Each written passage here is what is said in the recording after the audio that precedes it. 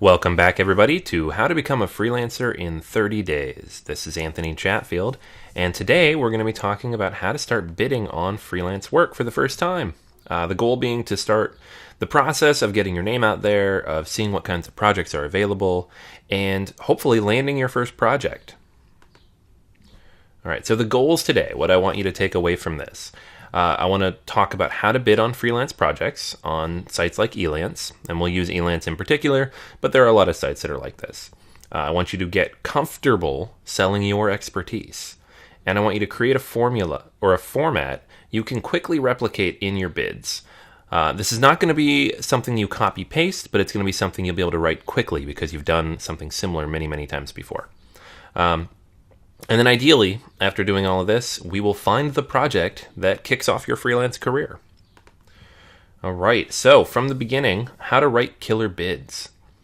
A lot of rules here, a lot of things to keep in mind, but here are a few of the most important. First, don't use a form bid. This basically means something that you would copy and paste. Think of your cover letter when you're applying for a job you really want. You don't want to use a blanket cover letter where you talk about your skills and don't actually talk about the job to which you're applying. So you want to be as specific as possible. You want to show your expertise, don't describe it. So talk about specific projects you've done. Attach samples. Always, always, always attach samples. Don't direct somebody to your portfolio. Send them direct samples that are applicable to the job you're talking about. If you don't have any, I'll show you tomorrow and the next day how to start creating those. Personalize your bid as much as possible. So talk about their company, show that you've done your research, talk about how you are a good fit for what they are looking for. Basically, you want to make sure they understand you read this and they can tell immediately that it's just not somebody going through and copy pasting the same bid over and over and over again. The more personalized it is, the more you'll resonate with that person and the easier it is to pick up that job. You want to provide a detailed rate and time frame for delivery. Elance gives you a place where you can put in your earnings and the turnaround time, but I also like to include a more detailed breakdown within the bid itself. So tell them how much time you need to complete the project, how much money you need to make while working on the project, and any other details, such as how many you can do per week, what your availability is, whether you'll work on the weekend. Basically break down for them exactly how you'll approach this job, how much will get done and by when, and what you're going to charge for that. And then finally, always provide standalone samples to back your claims. Again, this is super, super important. It's one of the few things that people use as an automatic no. I can tell you when I post projects to Elance, if they don't include a sample, I immediately delete it because I don't want to go digging. It's a sign that they're serious. All right, so now let's start bidding on some projects. All right, so let's talk about how success rates might change over time. There are a lot of things to keep in mind here. For example, in my first year doing this, I landed about 10% of the projects I bid on. For me, there was two reasons for that. First, it was a lack of understanding of what I should be bidding on. Second, however, it was not quite having that reputation yet. People don't know who I am. They haven't seen the work I've done. I don't have a portfolio necessarily for that particular type of project. This is something that'll change with time. So I wouldn't expect a high return rate on your bids right away. But keep in mind that there's always someone out there looking for someone like you. The volume is so high that you'll be able to crack through no matter what particular barrier might be in the way for a lot of those projects.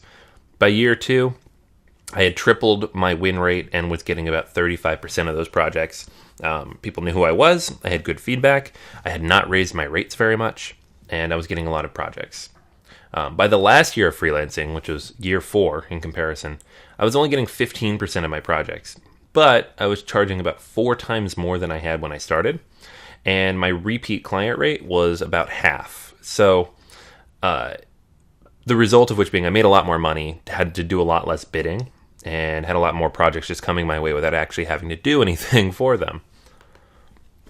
All right, so when it comes time to actually bidding, 5 things you need to avoid doing. First off, don't copy paste an old bid, even if it's one that won you a project.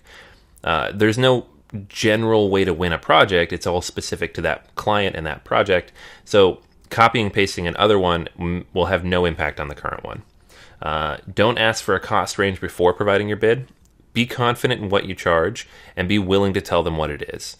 If you leave it not provided or ask them to give a range of their budget, they'll probably ignore it. Now, some companies have a budget, and asking that is fair, but most of the time they don't. If they haven't written it, they don't have a specific number in mind.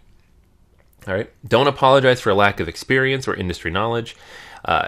It's good to admit it if they ask you, but always show what you do know. Be positive. Always think positively about what you are good at.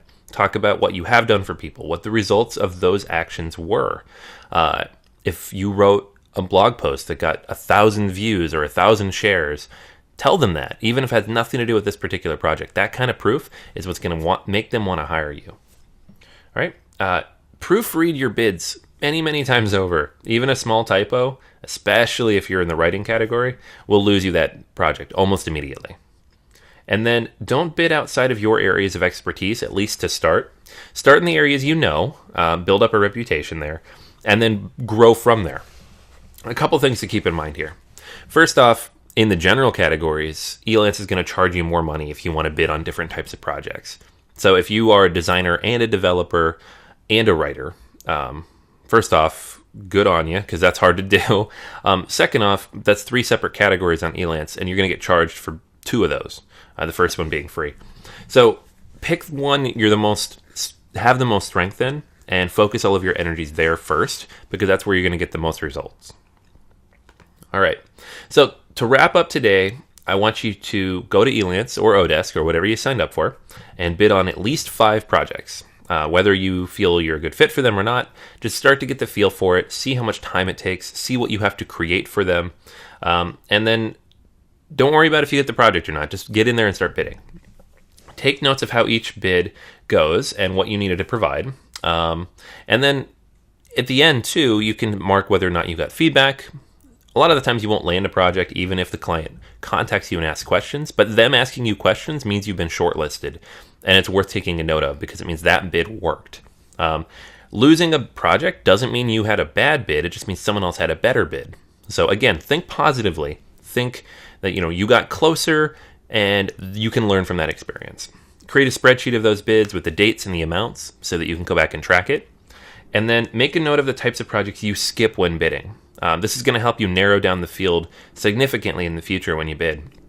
You can filter those search results and remove things like hourly projects, anything that's outside the country, anything that's been on the site for more than a week, anything with a budget below a certain amount. There's a lot of ways to filter projects out. So if you start paying attention now to what you do want and what you don't, you can make the search a lot faster instead of having to go through all 100,000 projects every time you start looking. All right, so that's everything for today. I want you to complete each of these actions, and we'll be back tomorrow.